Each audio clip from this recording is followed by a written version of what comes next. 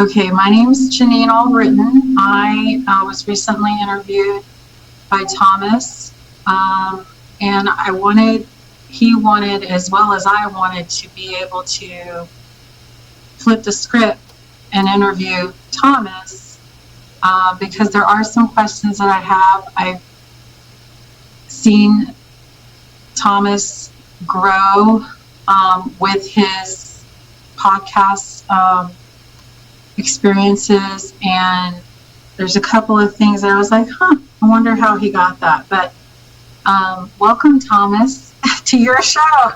Thank you.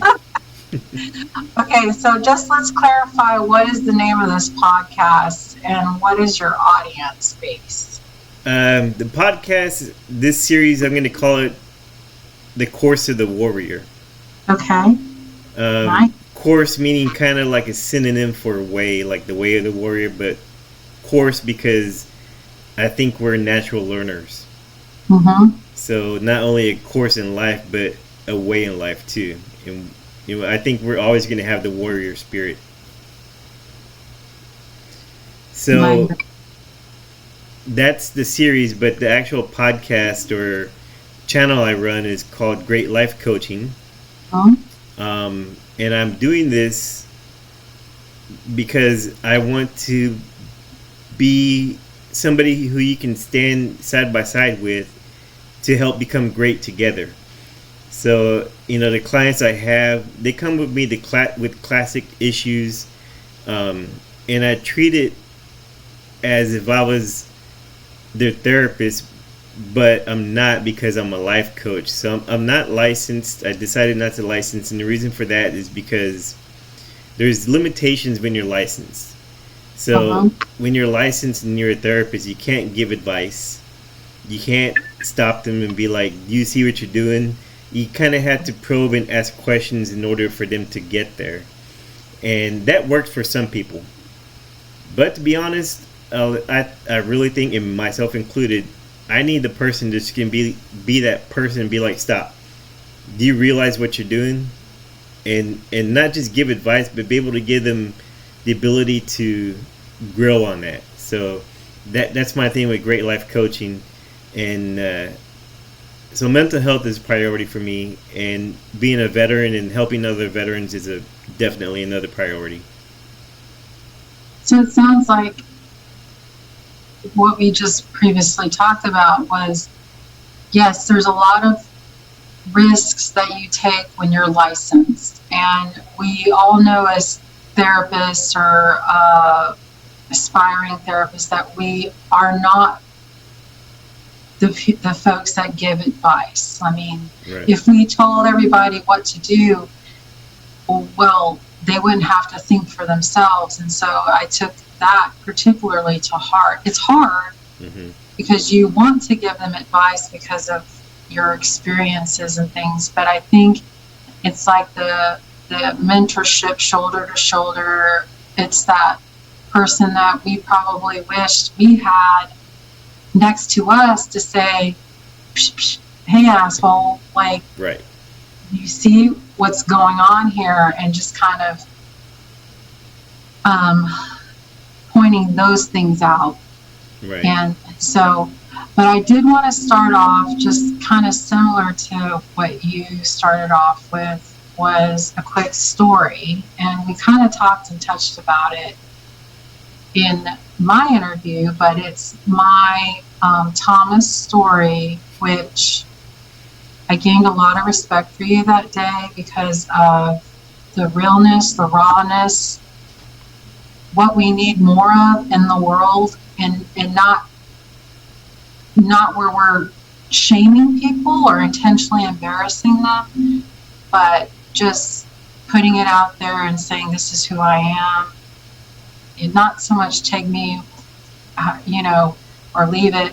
But it was when you came to interview for the job at Haven for Hope, and we were looking for not just a navigator, we were looking for somebody that we could honestly depend on with a caseload, who gave a shit. And I had a friend that I told about the interview. I said, hey, you're good. I like you. You're a hard worker.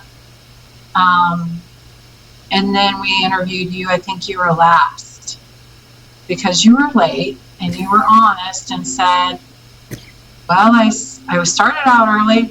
I was here early. I just didn't know. I was, maybe it was the lack of instruction you didn't get from John. I don't know. But it didn't matter because when you could see the stress on your face, you could see the strain, and you were just like, I'm just going to go with it. I'm going to go to the firing squad and we'll just see how it goes. And every question you answered, it was honest. It was you had humility. You didn't sugarcoat it or try to say the things that we wanted to hear as a team, because when you can pick that up right from a person, and it's kind of like, I wish they knew that they were enough to say that they just didn't know. And so I really, after that day, after your interview, I was really like, hey, my girl's hitting it out. She's knocking it out of the park. She's good to go. And then after we talked, if I had to be honest, instead of being ugly and saying, no, he sucked, let's pick my girl. Yeah. I agreed with the group. I was like, you know what? This is what we need. We liked that you were in school and you were working towards being in the helping profession. So that really helped.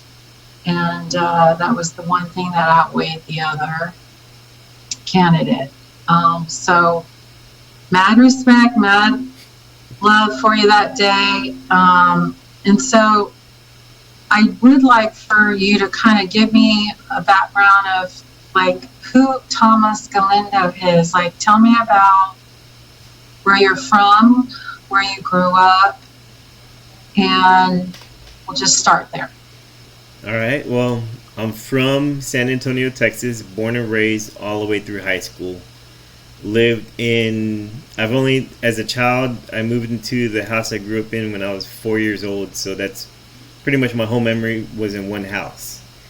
My dad is a Navy veteran from Vietnam, but he owned his own small business. He owned an auto parts store. So growing up since kindergarten, every weekend, every holiday, every vacation we got from school, summer vacation, I was working. And Dad just didn't bring me to work. I worked. So I would work the counter and he would give me routines to do. Clean the bathrooms, clean the floors, do inventory. And of course, as a kid, all the way through high school, I was like, why? I don't want to do this. I don't want to work. None of my friends are working. It was funny in elementary school. I thought it was normal that kids worked. I didn't know that kids didn't go to work with their parents. I didn't know that. So, but looking at it now, I'm glad my dad did that because it gave me an ethic that's lasted with me my whole life. It taught me math skills because my dad didn't have it registered at work, so everything he had to do up here. It gave me skills to be able to pick up the phone and answer it, to listen to instructions, and just gave me life skills. And I'll remember one thing my dad taught me is he said if a customer walks through that door, you picture them like if they have a $50 bill slapped to their forehead. Doesn't matter what they look like, but everybody's a potential customer. So I kind of handle everybody in life like that. Everybody has value, in other words, no matter what they look like. So I'm glad that was instilled. But I went to high school. I'm sorry to interrupt, but speaking of your dad, how's he doing? He's doing okay. He says he's probably going to work another year and then call it quits. Finally retired. Okay. Retired. Well, he already retired, but he's gonna retire again. So Retire, retire, retire. yeah, Like, yeah. So yeah. How old is he now again? 74. 74. Okay. Yeah, Okay. he's still doing Okay. good. He's still good up there. Good. He's physically he's okay, but he said he has about a year left. To keep himself busy. Okay. You were Exactly. talking about high school. So where did you go to high school? Yeah, so I went to high school at Robert E. Lee High School, which is now Mhm. a different name, and that's a whole nother story. We'll probably get into another podcast. But while I was in high school, I played baseball for a couple years. But for the 4 years I was in high school, I was in JROTC, Mhm. and I had some really good instructors. My NCO, he was a Vietnam vet. He was a drill sergeant. He was an artillery guy, a red leg. And then our officer, he was a lieutenant colonel, retired, Vietnam vet as well, but he was a Green Beret. Mhm. Um, so in ROTC, we would be map reading all the time. We would go out orienteering. We went through summer camps. I mean, our summer camps were pretty cool because we got to go through the Air Force's confidence course at Lackland Air Force Base. The same confidence course that their active duty people do. We did that in high school. We went rappelling. We learned Oh. all about leadership, all that stuff. So, So you were introduced to what a Green Beret was in Vietnam era, which is when they were really, really popular. yeah, Um, so that's interesting. Okay, good. yeah, Sounds like you did more stuff back then than the average JRTC high school. definitely. He was involved. He really cared for us. Yeah. He was there all the time. Both of them were. And our first sergeant, he was tough. He was a drill sergeant. He still acted like it. He still had the voice. He had the demeanor. And the colonel, he was tough too, but he was more of he was calm. He was just laid back. But he was a big dude. I would not mess with him even now, probably. Yes. Well, that was the quintessential when the officer just guided Yeah, and the NCO actually ran the show, yeah. which is what I too am used to as well, because I've been told many times, just go in the corner, just stay there till we're ready to call you. Um, so when you were growing up in San Antonio, and it's really different from the San Antonio, I'm sure you know today, Yeah. that we know. As a child, and I don't know like which side of San Antonio you grew up on, but do you recall any instances of racism?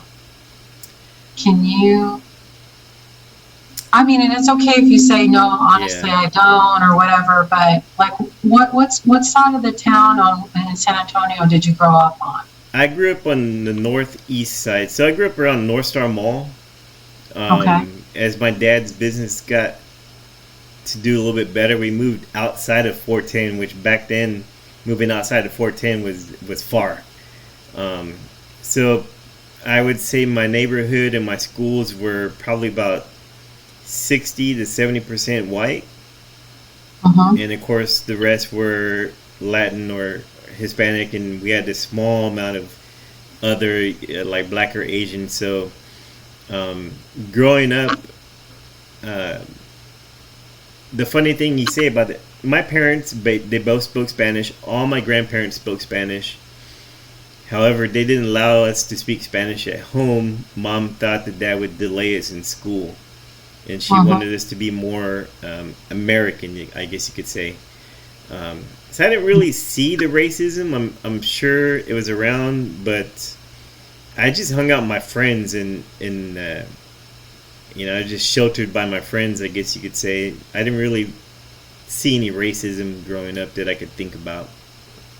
Did you were your friends like a mixture of all nationalities and races, or was it just? They were. Okay. All my friends were basically in ROTC, so we had Colombians, Nicaraguans.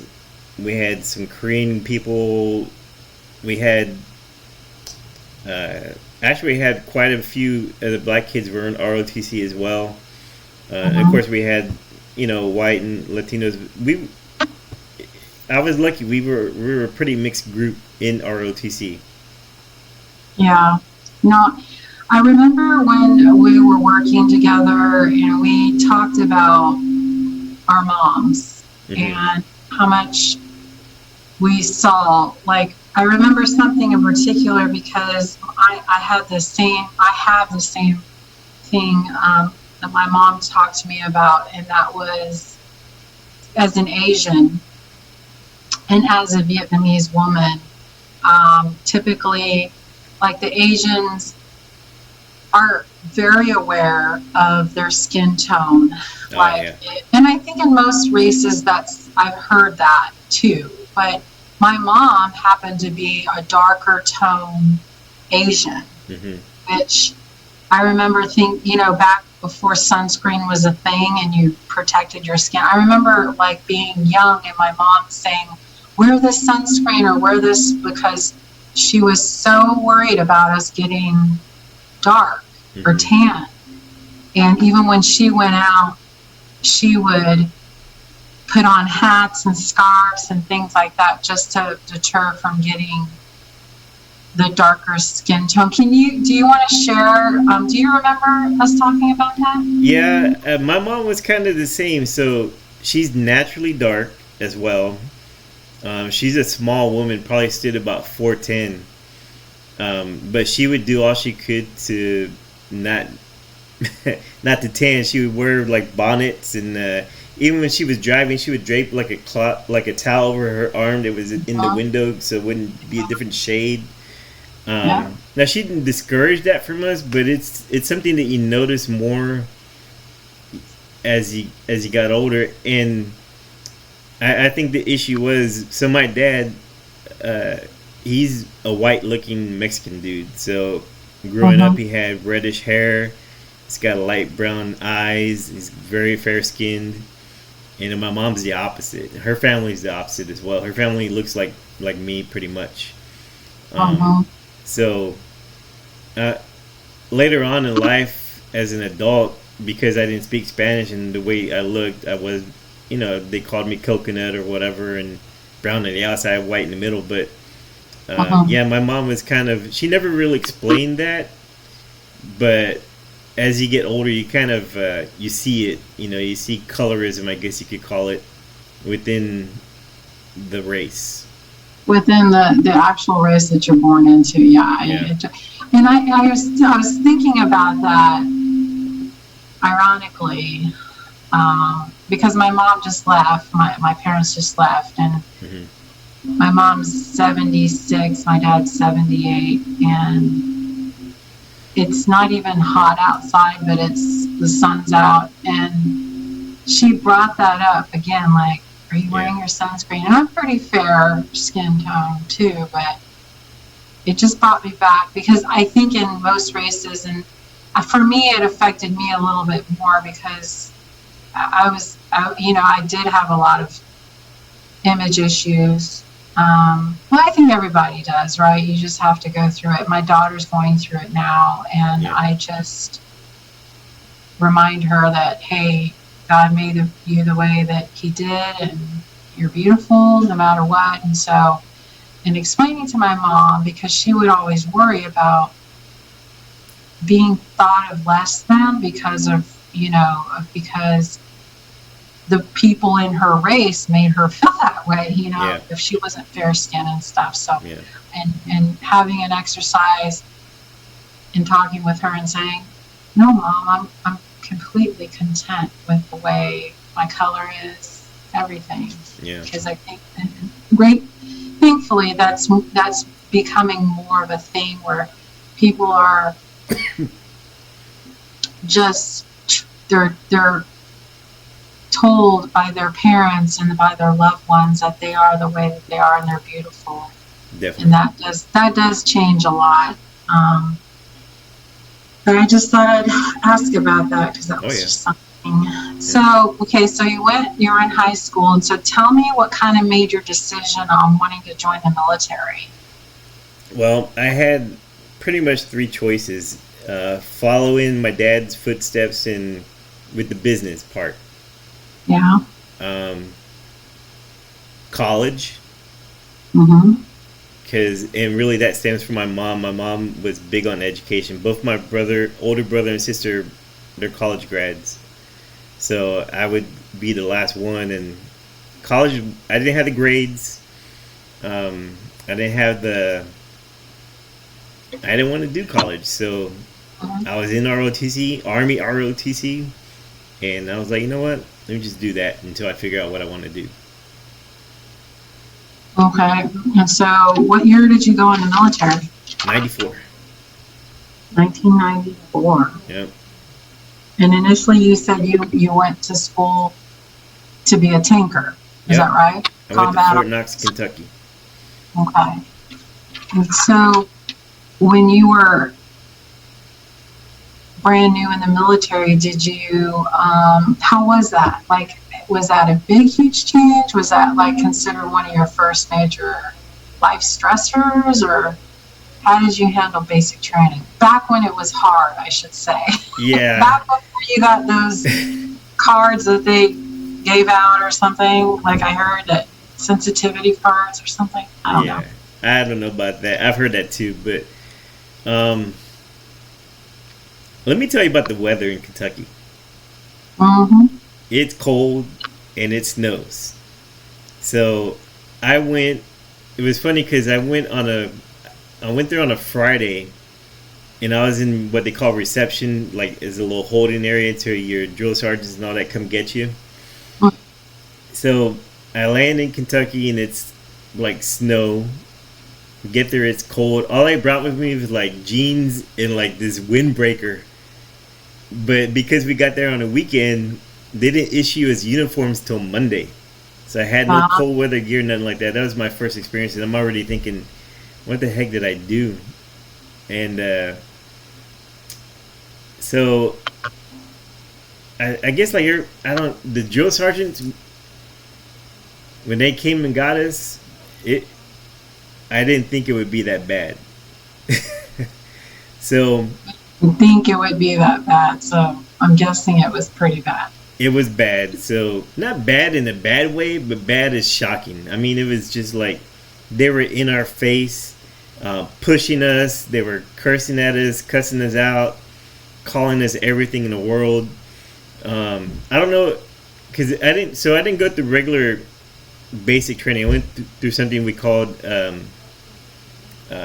OSA, one station unit training. So we have our basic and AIT in one. So it was a tanker school. All tankers go to Fort Knox, Kentucky for armor school. So we had the drill sergeants we had were all tankers, and so it was all male.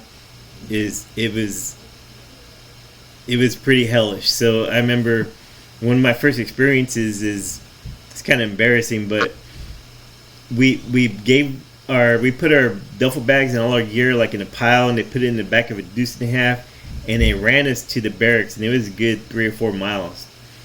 We get there, and they dump all our duffel bags off. We had to go find it, and then they had us going up and down the stairs of the barracks until like we couldn't do it anymore. That was my first memory, and I remember in the stairway, I would help other people get up and go, and it was pretty intense. Yeah, I know we'll talk later about just some of the people knowing just the Rangers and the SF and the Delta, those communities, but I think there's some true warriors that come out of conventional Army sources Very too. much, yeah. So we'll get into that later, but from your time in basic, did you form any lifelong friends or not really? I mean, it's just out of curiosity because I just want to go with the trend I'm trying to yeah, out of basic, no, I didn't make any lifelong friends that I kept in touch with. I probably would have more if if we had like Facebook or something like that, like they do now, you know. But to be honest, since we did basic AIT in one, we had the same drill sergeants and everything. We didn't get any freedoms. Like we didn't get to go off base. We didn't. We were always in full battle rattle. Always had our 40-pound rucksack. Always like doing training. It was never relaxed. So I kind of say that because I don't remember exchanging phone numbers with anybody, or nobody that I went to basic with went to my first duty station either. We just kind of, I don't know, we just graduated and just went on with our life. Yeah, I mean, I too, I actually went probably to the same place you were at, but I was doing basic camp, that place where I said I was trying to earn some scholarship money, but we went to Fort Knox, Kentucky. Okay. And we did have drill sergeants, and we did have cadre, and we did work with where we were able to go in the tank simulators and load up the artillery, and I just thought that was the coolest shit ever. As a budding officer, I thought, man, I wish I could be a tanker, but then that's not where women were quite yet. Not yet. And another cool thing, not only the Army tankers train there, Marine Corps tankers train there. Oh, okay. So what was cool though, we would watch them march, and they did their regular Marine Corps basic or boot camp, and then they did armor school for another 4 months. So by the time they got there, man, we would watch them march and be like, God, they look really good, right? They were squared away. You're like, dang. Yeah, but all the tank stuff we did together with Marine Corps. So that was pretty cool experience. So you joined the military in 1994. How many years did you do active, and what was your transition into the reserves or National Guard? Well, I did from 94 to 99. I had like a 6-month extension I did at the end because I went to Bosnia. So, and then in 99 I got out and went to the reserves for a couple of years. While I was in reserves, I was a military analyst or an intel analyst. And then after September 11th, I went to the National Guard to go back to be a tanker because for people that don't know, National Guard is the only reserve type of unit that has combat arms. Reserves, they don't have infantry, artillery, military police, or tankers. So after September 11th, I went to the National Guard to be a tanker. I did that for 2 years, and then I got activated back to active duty in 2002. And so in that time frame, but sorry to interrupt, but sure. When you were in Bosnia, did you do I-4 or S4? I-4. I-4. Yep. Okay, that was when it was hard too. Yeah, and so, but you did do a couple of years as a reservist. Okay, yeah. I learned something new about you. And then before Bosnia, in 97, we did a 97, it was called 9702. We did what they called intrinsic action in Kuwait. And I actually got awarded the Liberation of Kuwait medal for because when we were there, Iraq decided to cross the northern border, and we were activated. We happened to be there, so we got combat patch, and we didn't see any like per se action there, but we got activated, so we got all the rights and privileges of Desert Storm did. So I have liberation of Iraqi freedom. Awesome. But when you were active, and I always wondered about this, because with the officers, we pretty much got the schooling that we needed in order to do a certain job, besides your AIT or your basic course or whatever. Did you ever have any issues with getting schooling, additional schooling, like requests through the school's NCO, or was that kind of a challenge in your unit as in an artillery unit, or was it pretty easy? I mean, it was pretty easy. If we were shorthanded, so we were. This is in the '90s, so Democrats were in office and they downsized. Some of our tanks were like 4-man crews, but we only had three, enough to fill for three. So anytime a sister unit would deploy, they would pick people from our unit to cover them, and when we deployed, they would do the same. So when it comes to schools and opportunities, it was, I mean, if you're ready for it, they sent you to schools. Okay. And then, but they also picked apart the unit just to man a unit that was deploying too. So, I mean, did you ever have a hard time integrating with those folks that you didn't really know real well, or was it kind of like you rolled right into it? And we just rolled right into it. So when we went to Kuwait, the manpower that we needed came from our sister battalion, and just another crazy group of tankers. We're known as the fat boys of combat arms because we don't have to walk anywhere. But it's kind of true. You guys had your cool boots too. Yeah, we had tanker boots. Yeah. Your boot. I was like, "What the hell is he wearing?" And they were like, "Oh, that's." I was like, "Okay." I guess you're not supposed to have tanker boots until you score an excellent during gunnery on the tank. So you can't wear tanker boots till you not supposed to anyway. But yeah, when we got the new people coming in, they were, they're new to our unit, but they just kind of, I mean, you do train up, and you do everything with them. So by the time you actually deploy, you know these people already. So it was actually pretty cool. So you said in 2002 you got activated after you went back to the National Guard. Tell me about that. Well, I actually got a presidential summons. I have the letter here somewhere, but it was they had a shortage of tankers at the time. So I got activated to go to a National Guard unit in South Texas that was about to deploy. But I did the train up with them. I did the training.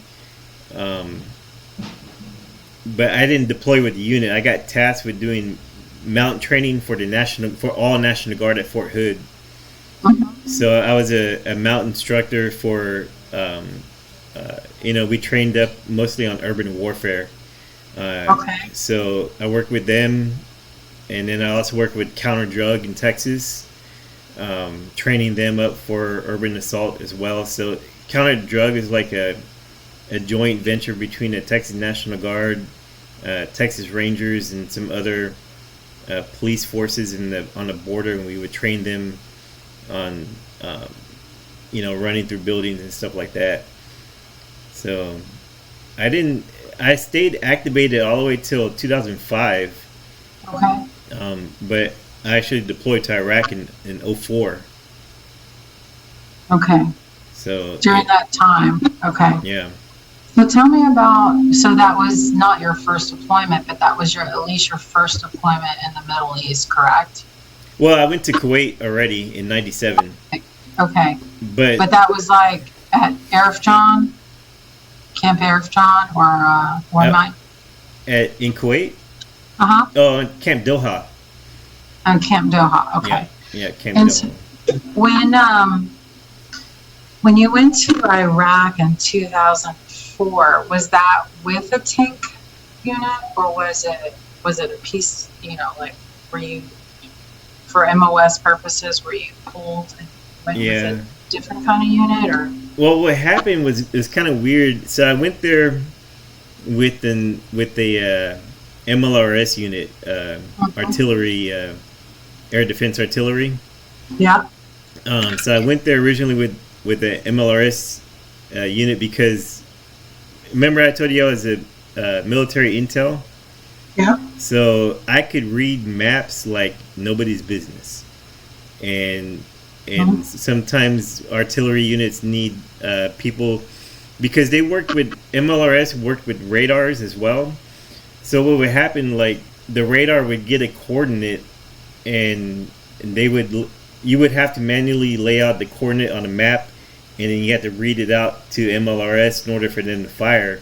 So they were missing the person that could read the map fast enough in order to do that. And Okay. somehow they knew I could read maps really well, and I got called to do that. However, Okay. about 2 months into it, I got sent. So we went to, that was in Baghdad. So about 2 months into deployment, I got tasked to be a tank commander again for a quick reaction force in Fallujah. Okay. So I got tasked with it was just one platoon. It was a combined arms platoon. So we had 2 tanks, 2 Bradleys, and 2 Apaches. We were the quick reaction force for a special forces unit that was there in Fallujah, which is one of the most stressful times I've had in my life. Okay. So I know that we've kind of touched upon it a little bit, that you supported those guys. But when when you came back, like, I'm assuming you were there for a year, Yeah. correct? Yeah. How did you do with transition? I mean, what I'm asking is transition from Kuwait's one thing, right? You probably didn't see a lot of action. There probably wasn't a lot of stress. I'm sure there was some stressors, but not like, but then going to Iraq, and I remember at least between 2003 and 2005 where Fallujah was very active. It was. Because we received the wounded back, and I just remember we were not prepared. Yeah. So how did you transition back when you came from Iraq? Well, to be honest, so in 05 when my active duty service ended, I stayed in the National Guard as an active guard reservist for another 2 years. Okay. So I was AGR for 2 years after that. And I really didn't, I didn't deal with it. I just kind of brushed it to the side and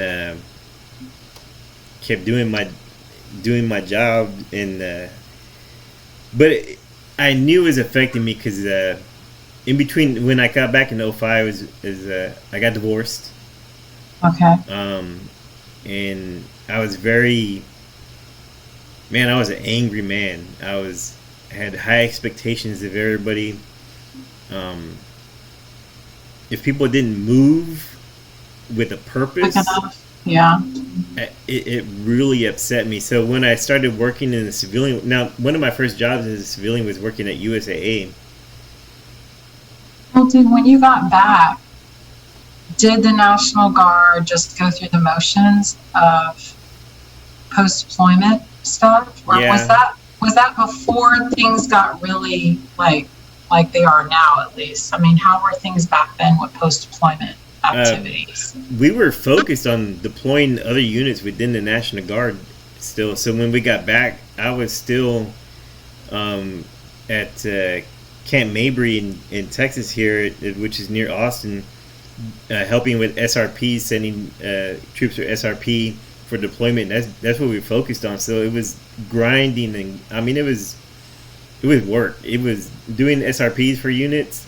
It's a 24/7 job for like 2 weeks.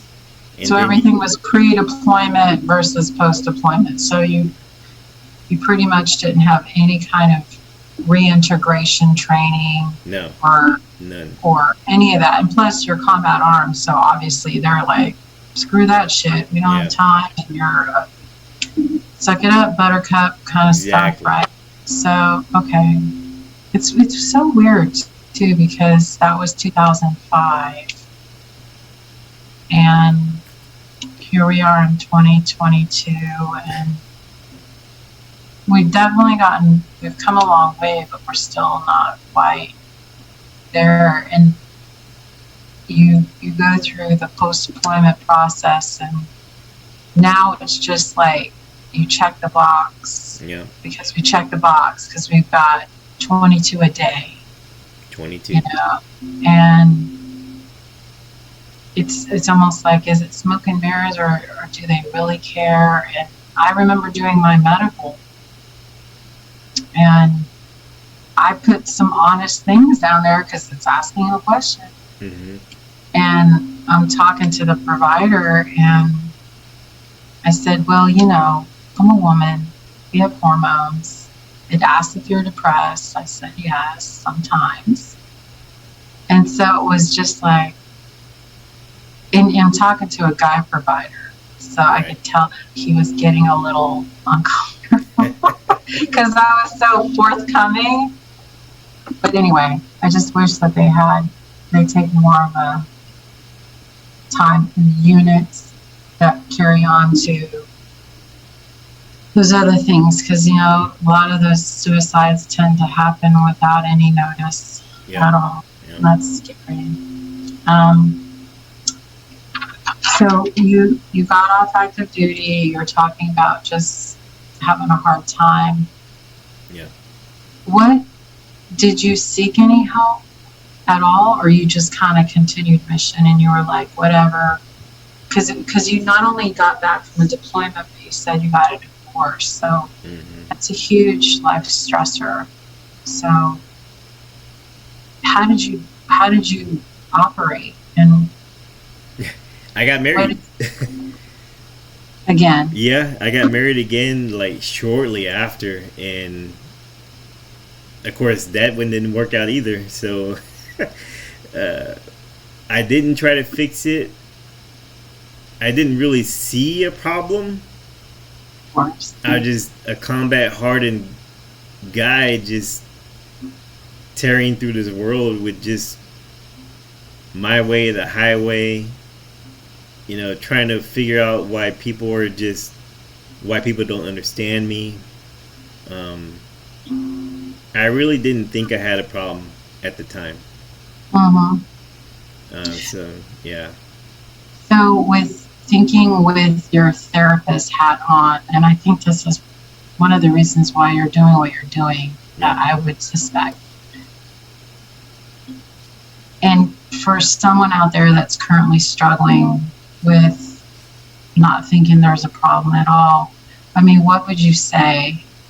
What would you attempt to say or try to say to this person that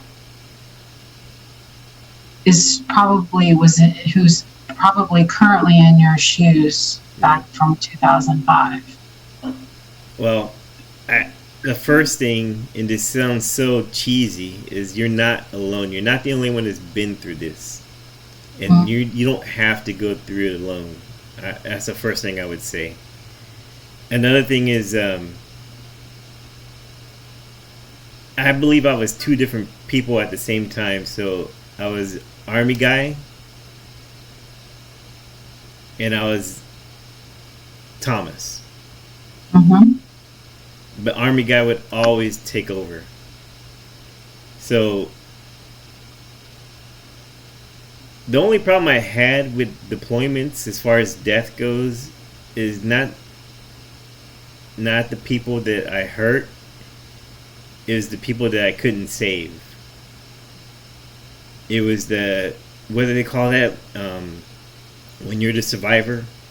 Survivor's guilt. I had survivor's guilt, like I don't know what. Mm-hmm. Yeah. So And yeah. well, and at least the common thing from the people I've encountered, not just the clients, but people, friends who share that they were the only survivor. And my first interaction with survivor's guilt, not knowing what survivor's guilt was back in 2003, was that kid that came from the 101st, and he did come, I want to say, from Fallujah. I'm not sure, because I'm sure we could look it up, but the 101st, they were redeploying when I was the Med Home Company commander. And not to turn this and make this about me, but I'm trying to prove a point. It's just, he didn't talk. He, from Germany, he was the only one that survived an explosion. And he would not change out of his uniform, which had the blood of his brothers on there. And the unit, I don't know, I don't think it was his actual unit, but it was like the medical process and bringing him, evacuating him back. They were going to do UCMJ on him because he wouldn't change out of the uniform. No. And instead of asking and talking to him and saying, hey, brother, we know this is bad. They were just saying, you will change your uniform. And he just kind of disengaged and became like literally mute. And he makes it all the way back to Madigan. That they sent his UCMJ packet forward. And I even got like an email, and they're like, make sure you get this guy. And my first sergeant, who was awesome, he had the emotional intelligence back then. For me, I just didn't know what to do. I had the empathy. I just thought I couldn't imagine what this kid had gone through. And I'm telling you, he's a kid. He was a kid. He was a sergeant. And he finally started talking to my first sergeant. We were in the same room because we were talking to him, and my first sergeant bought him a aviator's kit bag, like a bag from Clothing Sales, and said, he was like, hey, we know what you've been through. We're sorry. And he gave him the bag and said, we need you to get, because we used to give everybody arriving new uniforms and new boots and everything. Yeah. So, the first sergeant was like, you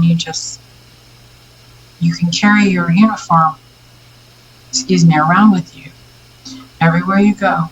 Because we knew why he didn't want to part with that, because and then later on, he opened up, actually, the first sergeant. He really didn't talk to me. I was just in the room. And he was like, I'm the only one, man. He said it like that. Like, didn't even say first sergeant. It's like, I'm the only one. He's like, I wonder why I'm here. And so that was like my first reflection back when I knew what survivor's guilt finally was. And so I think it's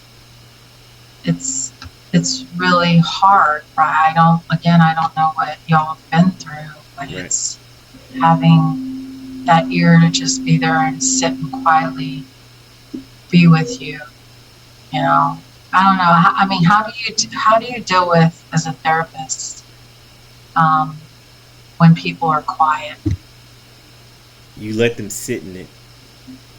I know that was hard for me. You let them sit in it, because there's nothing you could say, because you have no idea what's really going on in their mind. But they're thinking, or they're resisting, or they don't know how to express their emotions. And I really think, as a therapist, the best thing to do in that situation is just let them sit there and sit there with them. Yeah. And I'm still trying to work on that, but I've gotten a little more comfortable. We don't deal well with silence. People in mental health professions, we don't deal well with, because we think if you're sitting, then there's no progression.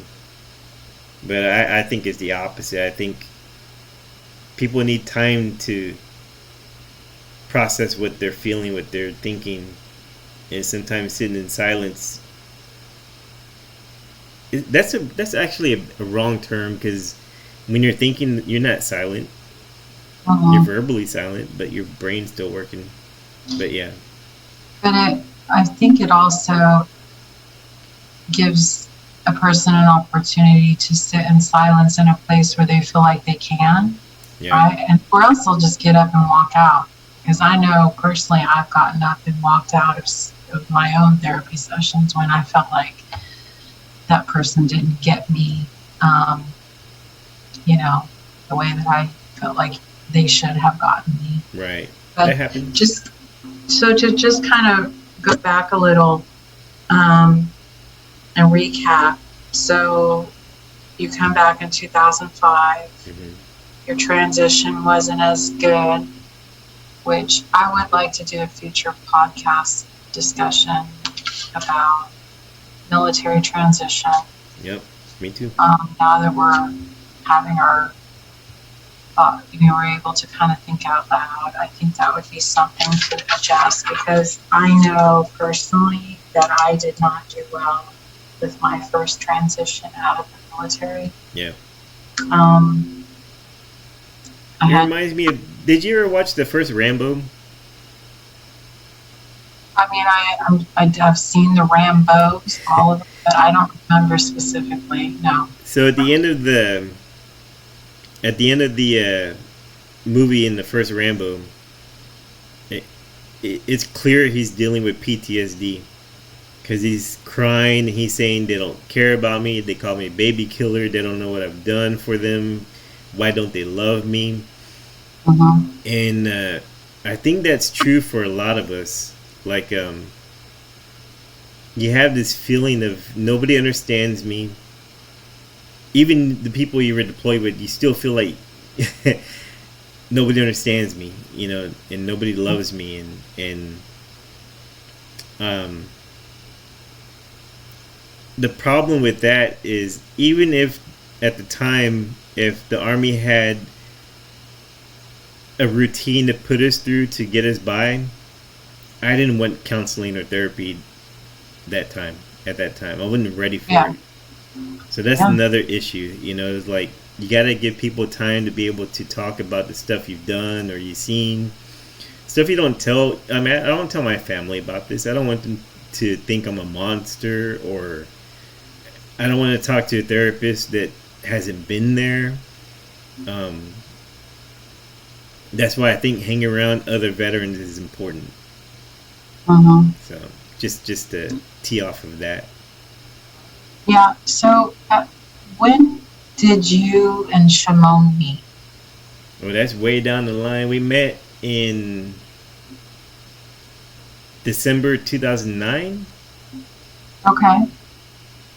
How would you say you were as a person, as far as coming to terms with needing to go and talk to therapists, and how would you say, were you kind of almost there, or not quite still? Okay. I was almost there. I had seen a couple of therapists, but as soon as I felt I was doing better, I would stop therapy and I wouldn't keep up on it.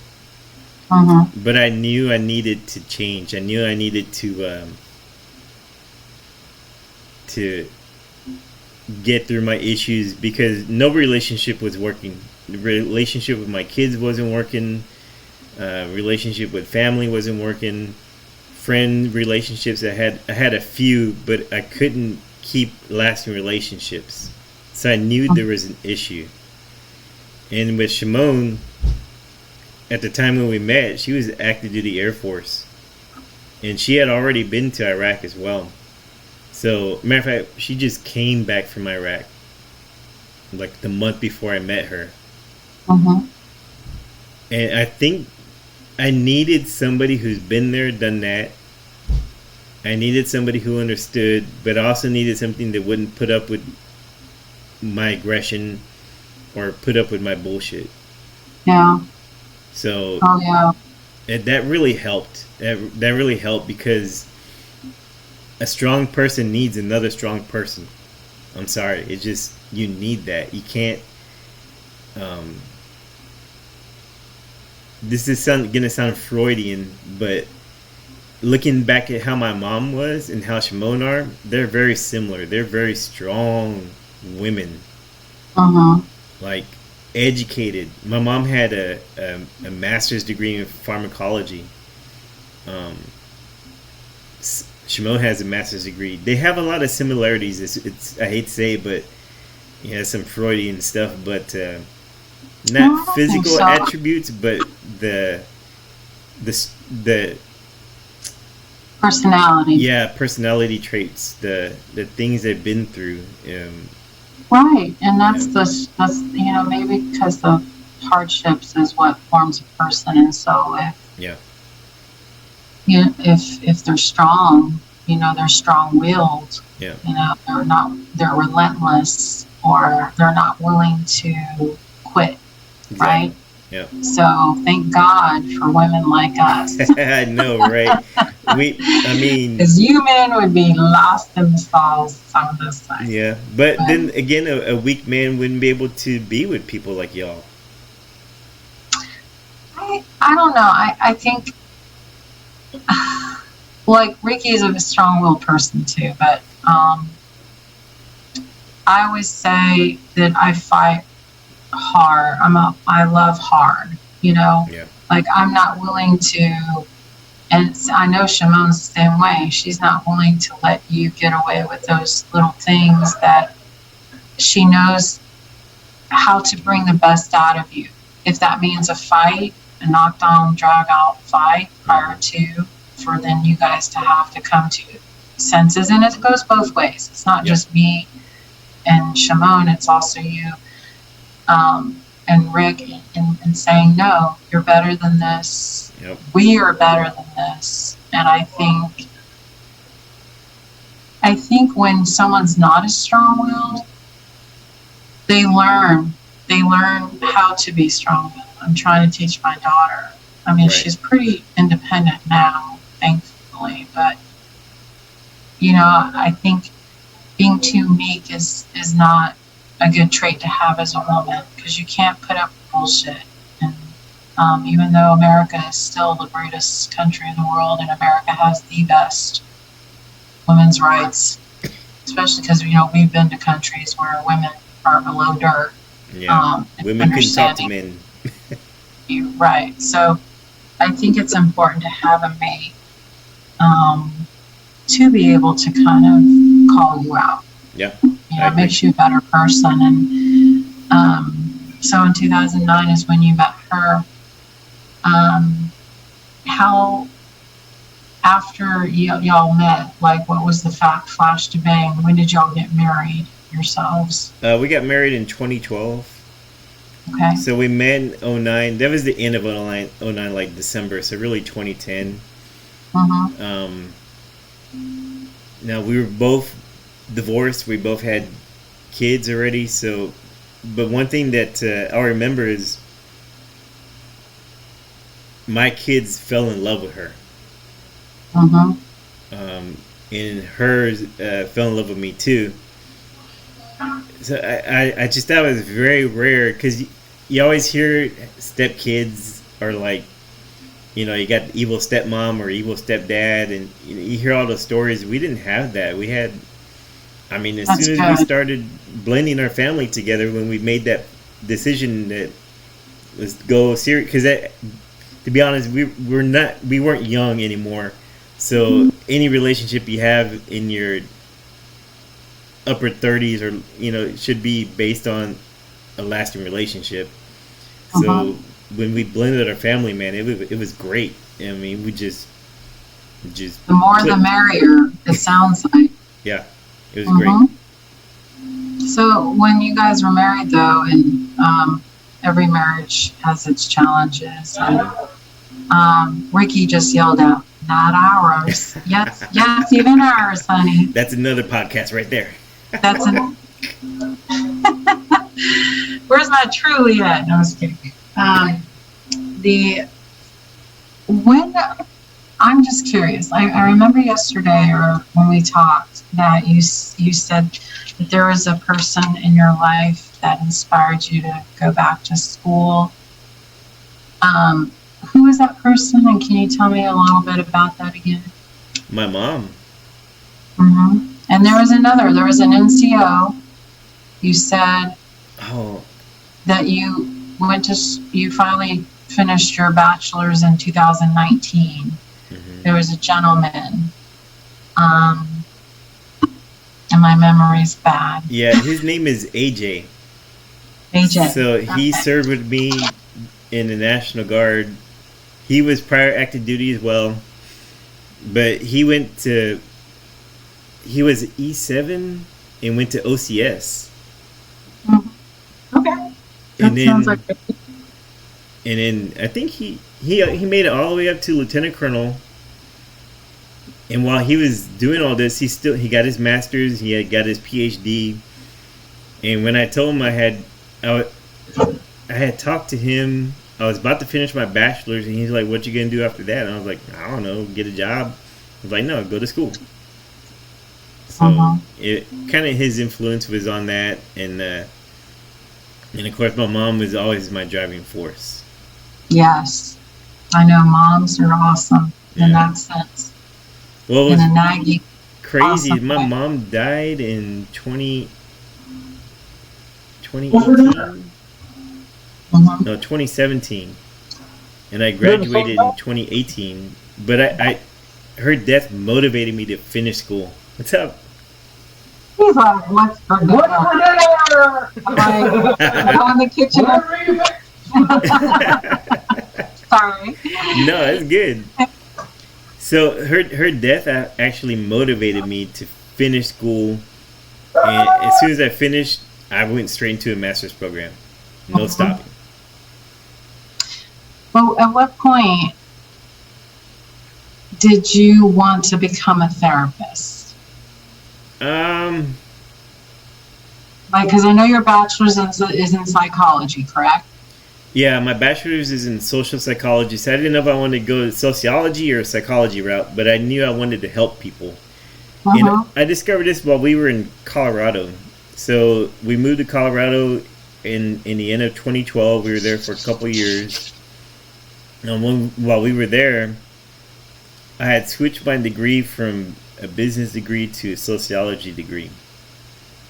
And I started taking courses. Now, it was really self discovery. It was a lot of contemplating what I was learning and implementing it on myself. And Uh-huh. I realized that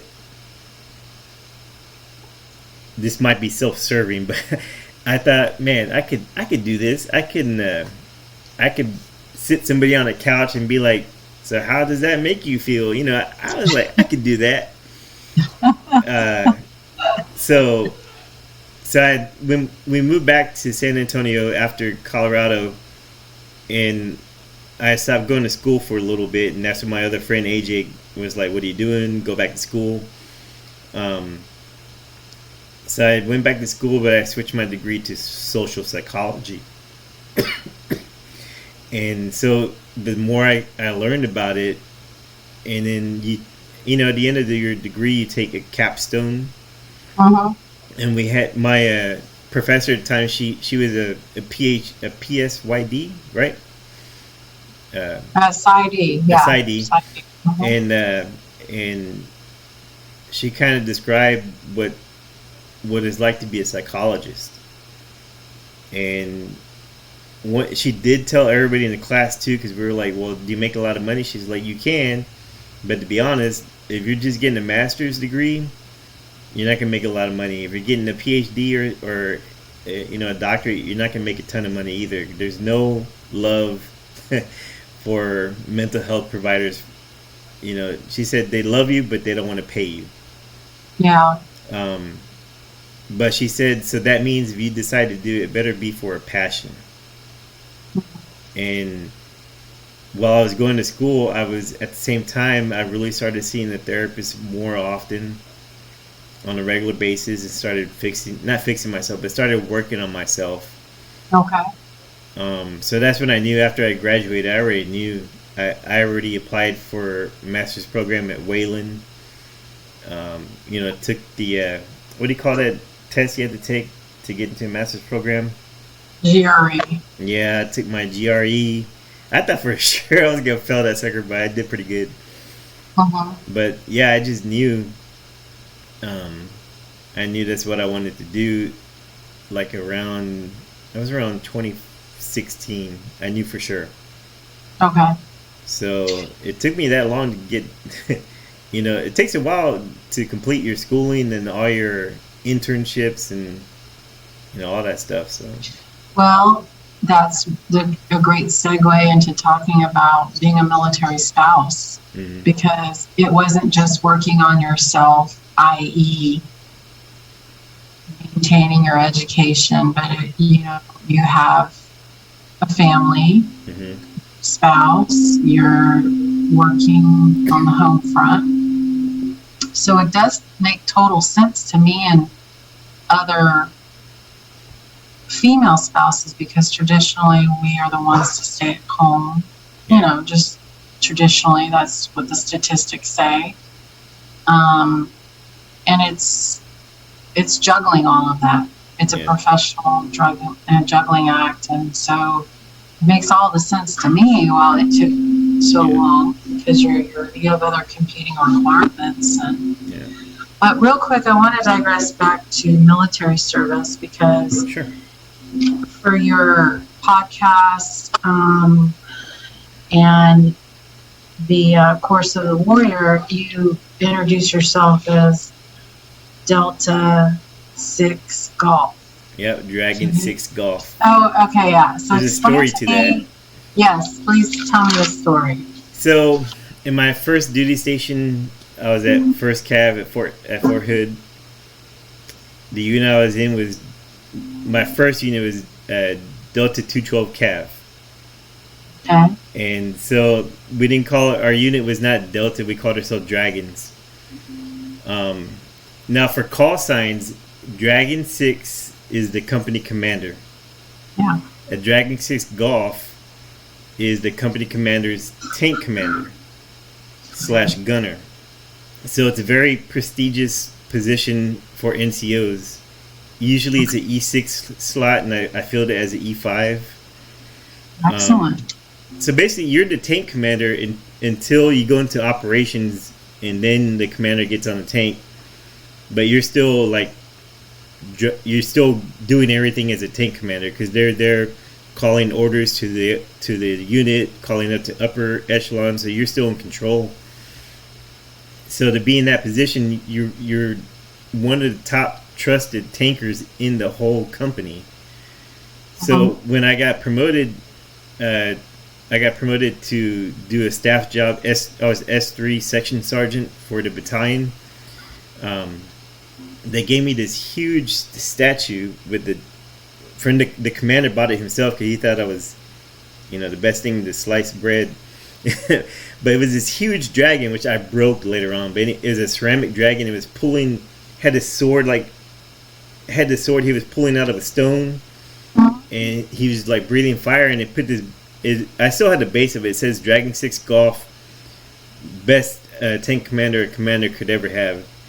And so from that point on, even if you go to that unit today, they'll never call another commander's gunner Dragon 6 Golf again because of me. I see.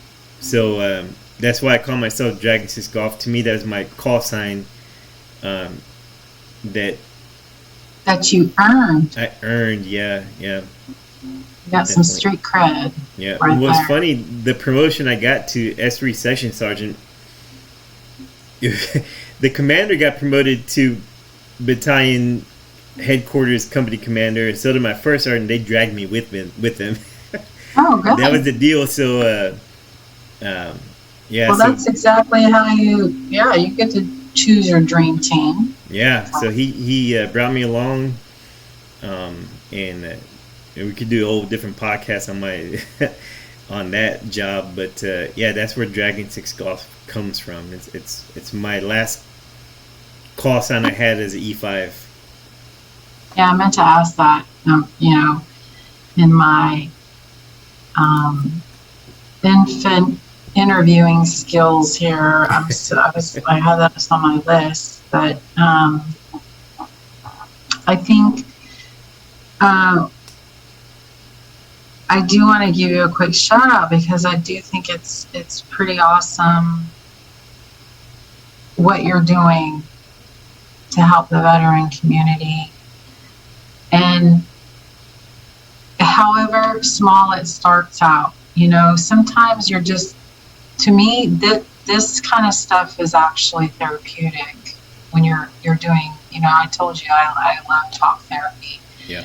And even I find that when I speak to different military friends and we share stories or we catch up, that we have our language of talking military, and how it makes you feel good to be able to, number one, be able to talk with someone Yeah. who understands the lingo, but also as a therapist, also talking about the struggles and sharing and getting insight from other veterans, because Right. we're a particular population where we're rough around the edges on purpose, Yeah. not because to be ugly, it's just because it's just who we are. And I look at this being something so much bigger. Like these are the initial interviews. We're going to look back with the evolution of our technology Right. and our skills and developing our skills. In 10 years, we're going to look back and think, oh my gosh, we were such weirdos and rookies. But then, because I was just looking at YouTube, right? And I just Googled some stuff about veterans and veteran groups. And there's some out there that's pretty cool. Yeah. But then there's a lot out there that are just, all about drinking or all about, stuff, which I'm all about drinking. I'm just saying. But I think it's there should be some sort of added value to it too. Like, well, as you know, as real mental health providers will tell you, drug use, alcohol abuse is not the problem. That's a symptom. Yeah. So when I see groups and they focus on this, I'm like, let me dive in. I wish I could go in there and give my take on it, but just whatever the issue is, we all have one. Well, it's also a maladaptive coping mechanism. Yeah. One of those that we're masking the problem. Yeah. And because going back to, all of us working together as a team at Haven. Yeah. The reason why we did so awesome is because we could see through all of that shit. Like one of us, if not all of us on that team, been there, done that, got the t-shirt. Yeah. So you can see it, especially within ourselves. Like when we're putting off a front that's not very good, and we're like, so what the hell? What happened? Because this shit ain't right. And somewhere in my Facebook, I have this awesome quote about friends. They talk nice to your face and talk shit behind your back. And then it was veterans. They talk shit to your face and talk nice behind your back. That's a fact. That's a fact, right? Yeah. So it's like, oh, how's Thomas doing? Thomas is doing great. He's doing awesome. But then Thomas and Janine, Thomas, don't fuck around. I know what you're doing. It's like, so true. I see through that crap, and I think that's what you can spin that in a therapist kind of way and say, let me know when you're ready. Yeah. I'm here for you. Yeah. Because this is all up front. And that's I think that's why we did so well as a team. But okay, so I really just want to give you mad props about that, and I look forward to Thank you. 5 years, 10 years from now, doing a recap of the progress that was made. We shall see. Yeah, we shall. And you and the Johns, y'all are really what started me on this trip. Well, really? Well, tell me why.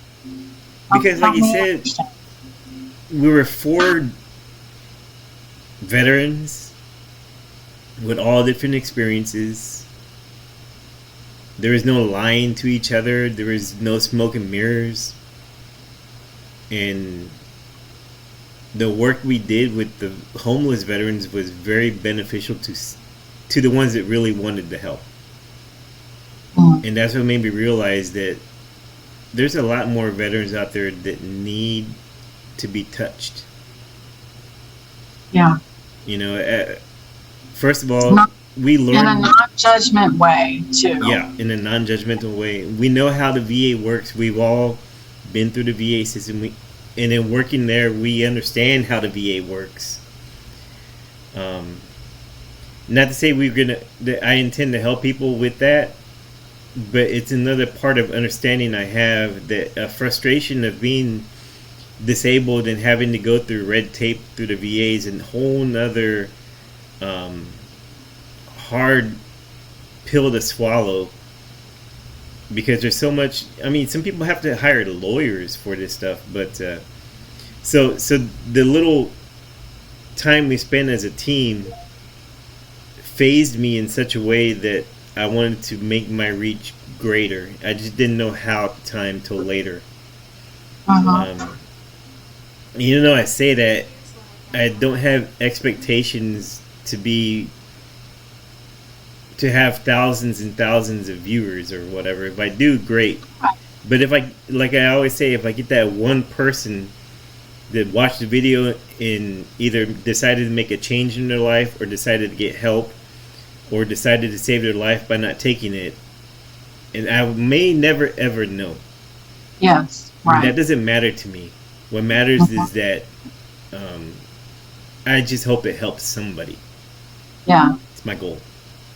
And the fact that you put out like Great Life Coach for them to reach out to you. Yep. Or them reaching out to you and having somebody based on viewing your videos, and because I know that we've all got our niches where we watch certain videos of certain therapists or certain self-help folks, and we actually say, oh, I like that person, and you subscribe and you watch them on a regular basis. And when they're putting out information just like you and saying, hit me up, like whatever, and they actually do, then that's the gravy.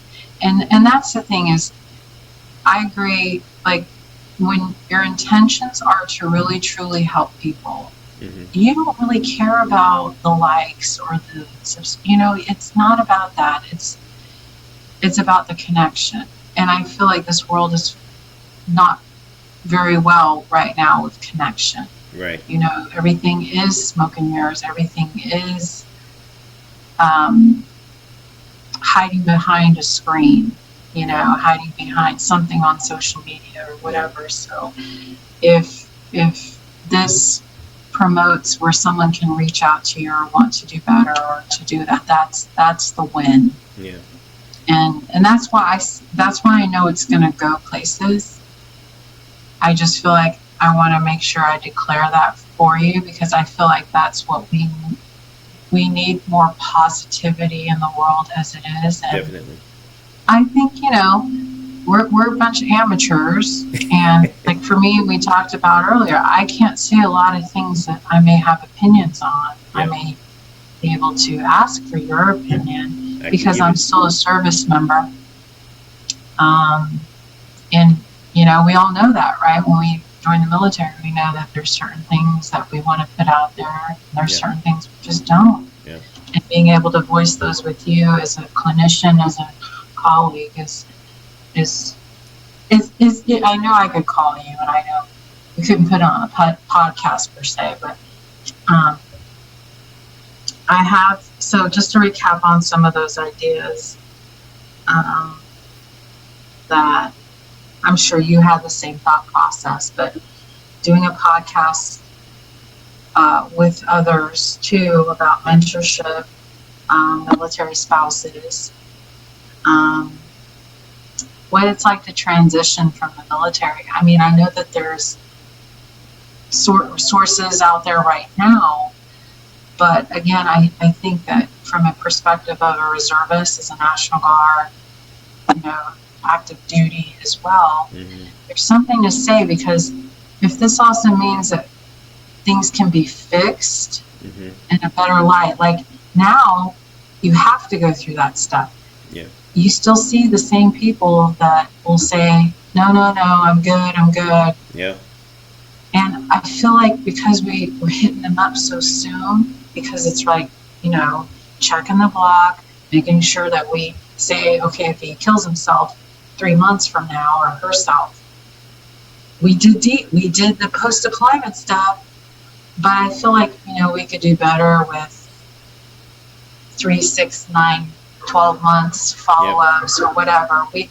I think Military One Source has been one of those things that has been put out there, but honestly, I've read some horrible reviews about what Military One Source isn't doing.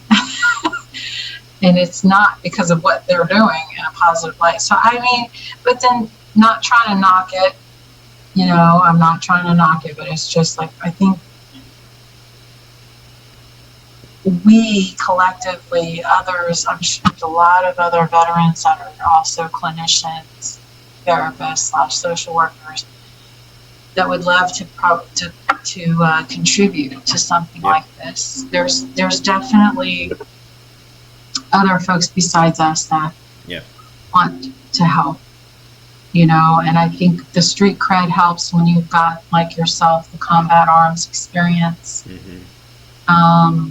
Myself with the medical background of the medical boards and that IDES process for disability. There's needing a lot of advocacy. Let me talk about something like, I was unfortunate and fortunate to have combat experience, but there's also people that have served that either never saw it, deployed and weren't in it, or just had a supportive role. And those people, you still have trauma. You still had a trauma of leaving your family behind. You still have the trauma of being in a dangerous area. Everything. So for those people that don't think they had a great service or they weren't part of the mission, yes, you were. Yes. I couldn't do my job as a tanker if I didn't have, for one tank, I don't know how many people it takes to support us. We need ammo. We need fuel. We need food. We need administrative help. We need first aid. There's a lot of support that goes into keeping us afloat. You need them paying queries. Yeah. Oh man. Yeah. Pay is important. That's a morale issue. If your pay gets screwed up, right. What you really think you want to go out and fight the next day? I mean, come on. Right. Exactly. I agree. I just real quick funny story is when they put me on active duty to work the Afghan mission, I didn't get paid for 2 months. Oh man. Because something happened with my military pay. I mean, I was still in the military, but something happened with my military pay. And I can remember days that I had pretty rough days of just, interaction with them, and not on their part, but it was just whatever. Yeah. Rick was like, well, come home, honey. It's not like they're paying you. And he was right. But what happens? We are dedicated, right? Yeah. We're going to stay because we don't want to let our team members down. Yeah. And so, okay, so I have, I've listed 2, but I said, what are your 2 most regrets in life thus far? It doesn't have to be 2. It could be 1 or 3, but it is a pretty loaded question. Yeah. But that's how I roll. It's like, bam, zoom. Ooh, you ready? Yes. My number 1 regret is not visiting my brother more in the hospital when he was dying. So I had a lot of excuses why I didn't visit him. I didn't like hospitals. Really I was just avoiding. But I remember the day he died, it was on my mom's birthday. I was 16 years old.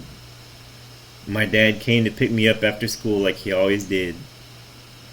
And my dad's a silly guy. He's always joking around, punching me, and doing all that stuff. And he just had this stoic look. Wow. His eyes weren't red. He hadn't been crying, or it didn't look like he had been crying. But I remember when we got home and I saw my grandparents' car there, aunts, uncles, cousins, everybody's at my house. I knew what happened. He didn't have to say a word. Yeah. And I had immediate regret because I could have visited him the day before, Mm. but I didn't because I don't even know why. The excuse doesn't matter. But that's my number one regret, and something I'll never do again. Hmm. Um, Second regret I can think about. Mm, Waiting so long to finish college. I've been going to college. I started my bachelor's degree in like in '07, and it took me all the way to what 2018 to graduate. Hmm. That's a regret of mine. I wasted so much time. I could have been so much down the road as far as being a counselor or a therapist or all this stuff.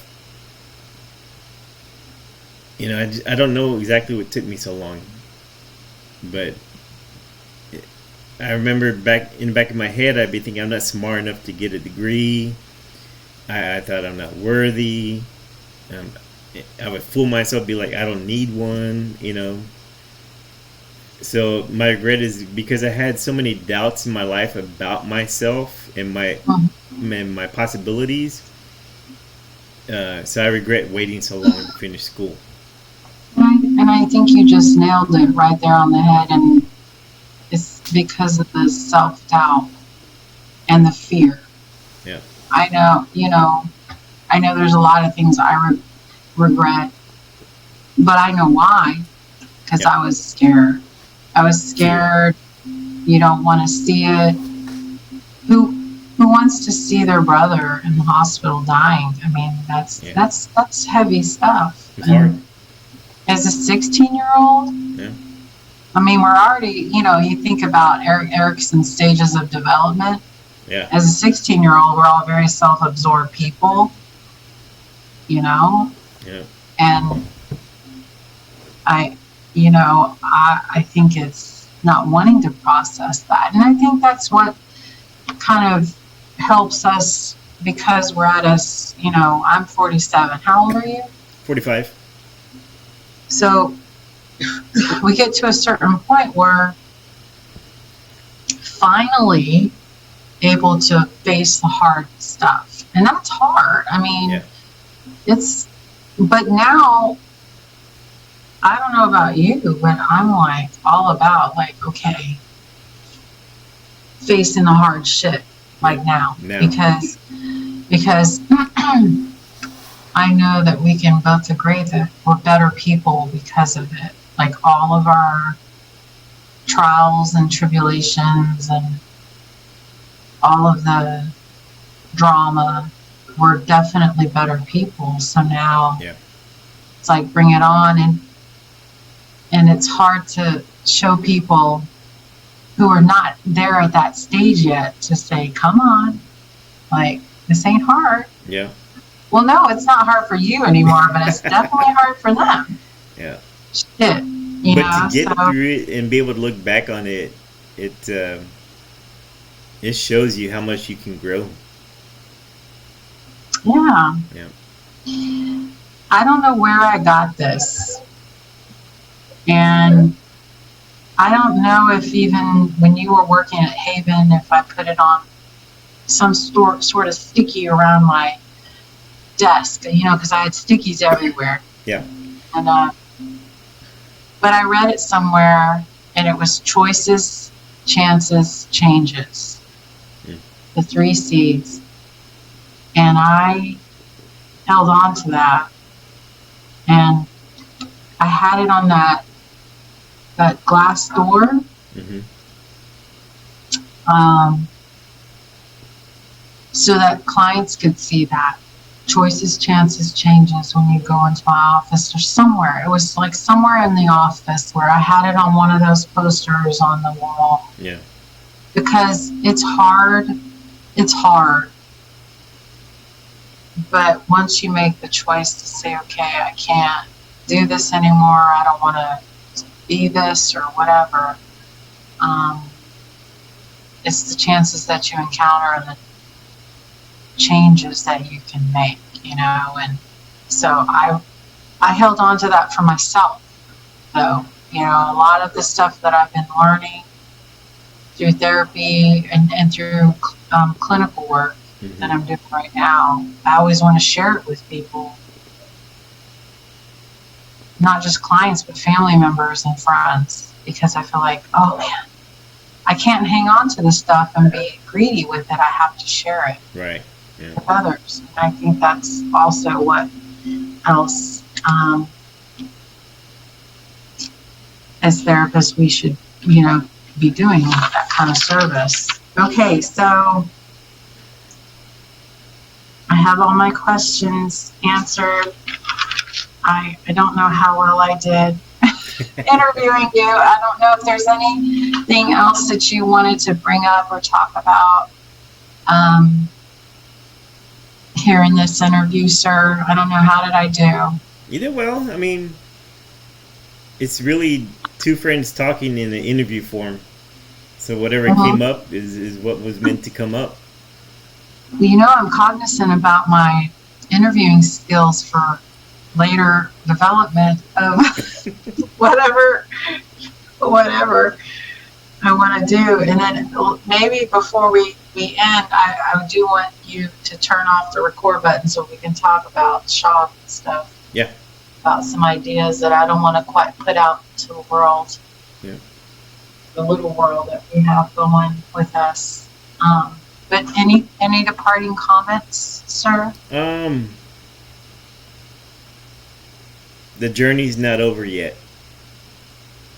So, and to be honest, I don't know where this journey's going to take me. For once in my life, I've set myself free to ride this wave that I'm on. Yeah.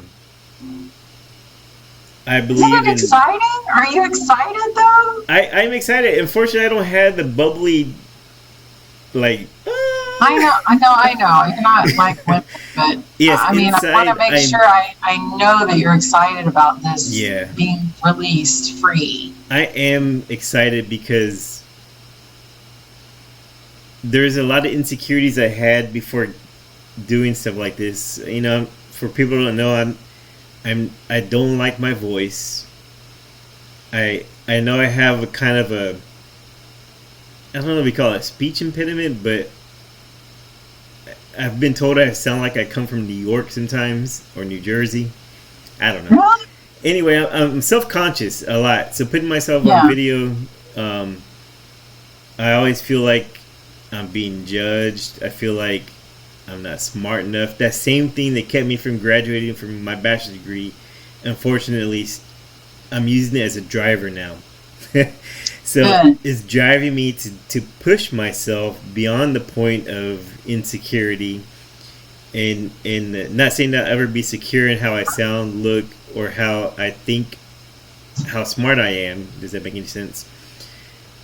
A part of me is doing this to break free of fear, because one of the most dangerous creatures on earth is a fearful human. Yeah. So, and it's dangerous, maybe not physical, but it's dangerous to your family, because, fear can take you many different ways. But if it turns out to be nothing, it's still not a failure. Right. If it turns out to be great, I'll still be happy. Either way, as long as my intentions are pure, it will always be a good thing. And I'm glad to have people in my corner, standing next to me, not behind me, but standing next to me, that believe in me, that want to see me succeed. So just whatever goes on from here, I'm just gonna let it happen, and I'm gonna be okay with it. Somebody told me something once, and I think everything you said is exactly 100%. But someone also said something like, it is not your concern or none of your business if the haters are out there that want to hate and do ill will to you. It's none of your business. You know it's out there, Mm-hmm. but you don't consume yourself with looking at reviews or um, and that's exactly the freedom that I think that you're inspiring me about. Is it doesn't even matter Right. about the haters, because your intentions are for positivity. Right. And so if anything, this is good therapy for yourself. Exactly. And yes, I mean, I told you before, I don't know if you were recording or not, but I told you that I watched the video of us the other day, and I was like, oh my gosh, I talk too much with my hands. I keep saying, and so, like, because it's the new or whatever. And so it was just like, okay, I need to watch for that. Yeah. But it's obviously not going to deter me from saying it again, or, just being cognizant about those things that we're doing. But Right. ultimately, I feel like in my life, and I'm able to retire like yesterday, and the social work thing is an awesome thing, and I definitely want to use that. But I don't want to box myself in. Right. I've subscribed to travel social work sites, and there's so much out there. There's not just travel social work, it's travel therapist sites. And, with you having Layla and she's young, I mean, that's obviously not something you can do now, but just something later. But in the meantime, your time is being well used because you're doing this. And this is a form of expression and therapy for yourself. Right. And just in your path of discovery. And, one of my, oh, go ahead. I was going to say, every time I have because I have clients now as a life coach, but every time I speak to a client or I do something like this, I always get what I call gifts. And I sometimes I feel like I get more out of it than the person that I'm trying to help. Not in a bad way. I get more because after you have a client that can't sleep at night, what do I do afterwards? I'm researching. I'm thinking about it for I can't sleep because I'm trying to help them solve their problems. So because I have such a empathic way of absorbing what people tell me, I learn so much. I read so many books now. I watch so many videos of other people. I do so much research that I feel like this is just helping me grow and grow and grow and grow. And I feel like I can't keep it all inside. I want to tell everybody. I want to share it with everybody. So speaking of books, what would you say in your last 3 books that you absolutely loved and would recommend to a fellow therapist? Since I have time to read now. Let's end this session and we'll get into that. How about that? Okay. All right. Okay. So I just thank you for the interview. I'm so pleased that we got to learn a little bit more about each other. Yes, me because too. If anything, that it just cements our relationship even more, puts a stronger foundation for future talks. We'll have understanding where we're coming from, and we're not so different at all. And thank you for pushing me out of my comfort zone, because I don't usually like to number one, be on video, but then number 2 is like, oh my gosh, interview you, like officially. I feel like there's an expectation, and I know you don't expect anything or have an expectation, but I have that. Again, our own little idiosyncrasies. It's like, man, I have to bring it. I have to ask these important questions or whatever. So I think this is good. It's not a terribly crash and burn, but I need some work on interviewing skills. So Well, on the thanks job for training. pushing me out of my comfort zone. All right, y'all. Okay. I'll catch y'all later. Catch you later.